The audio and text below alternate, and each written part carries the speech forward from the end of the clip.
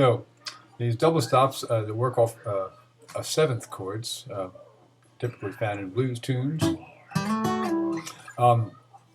There's one series of double stops that work off of your E form chord, which is the chord based with the root of the sixth string, and then there's the double stop that's based on the chord A form chord, which is the root of the fifth string.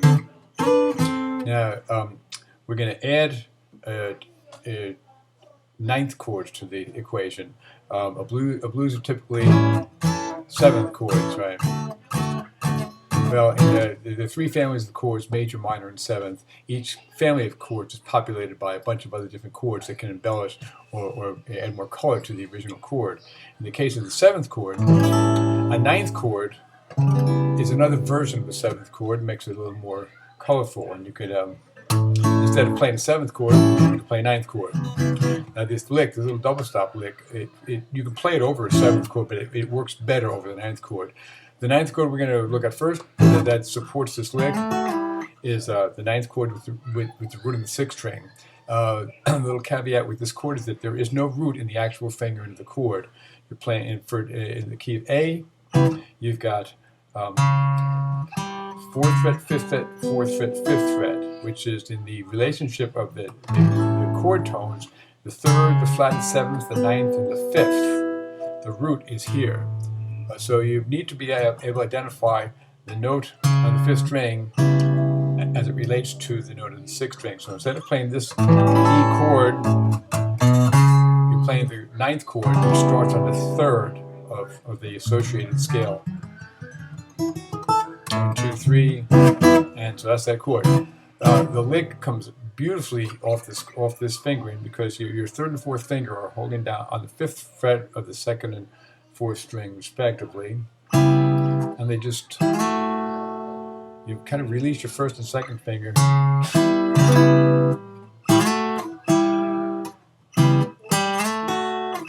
There are many ways to phrase it. Playing both at the same time. A real sensual way to play this lick is if you play two attacks. First you play the note of the fourth string on your third finger, slide that up, and if that reaches the seventh fret, play the note of the second string, and then slide them both down. So you're just playing the note as you start off on the fourth string, and then as you slide back down on the second string.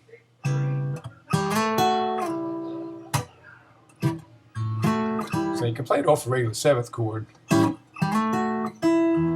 You got to travel a lot farther to get back to the full chord. The ninth chord makes it easy. Now in the key of A, you have this extra bonus because you can release your first finger and play the chord with the root. So this way you're playing the root, the flat seventh, the ninth, and the fifth. There's no third in there, but there you have it. You can also you can leave your second finger down and make this a triadic slide, 3 notes.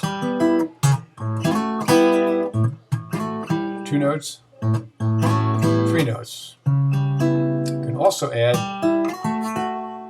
an extra double stop beyond the 7th fret where you slide up to the 9th and 8th fret respectively.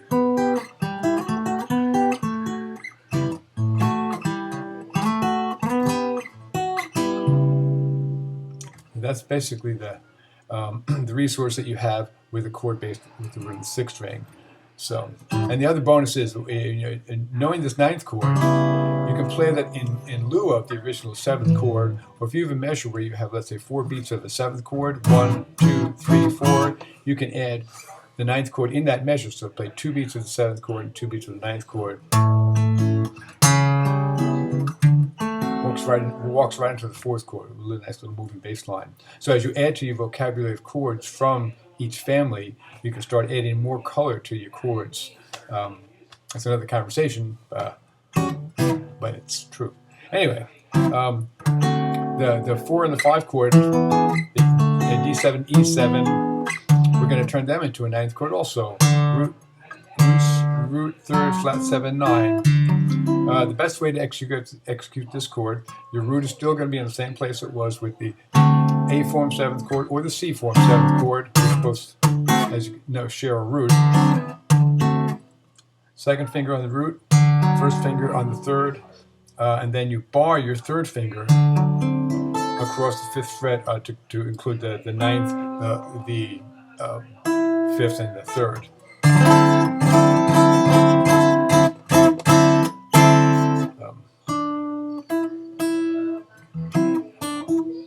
I'm sorry, that was wrong. It's root 3rd, flat 7th, 9th, and 5th. Yeah. So, to execute the double stop off of this chord, and you're going to be playing with your 3rd and 4th finger. You kind of have to kind of exit from the full chord. Your 3rd finger doesn't have to get lifted up. Your 3rd finger will just roll over it and stay on that 3rd string. And add your 4th finger on the 1st string.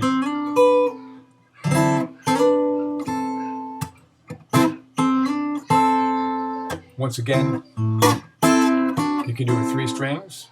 And then there's that extra double stop, which you go from 5th fret, 7th fret, and now 9th and 8th fret, respectively.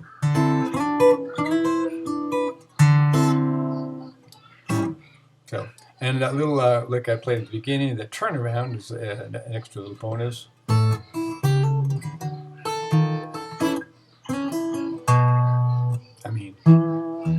Which is basically the bass line ascending and your melody line descending. So what you have to do, you can come up with a million turnarounds. 2 opposing lines, and you put them together.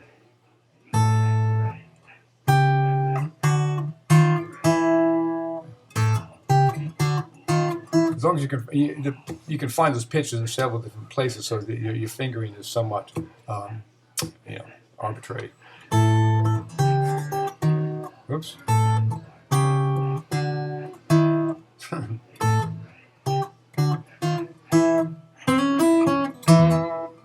there's your 5 chord. Anyway, hope that clears up some of the mysteries about double stops.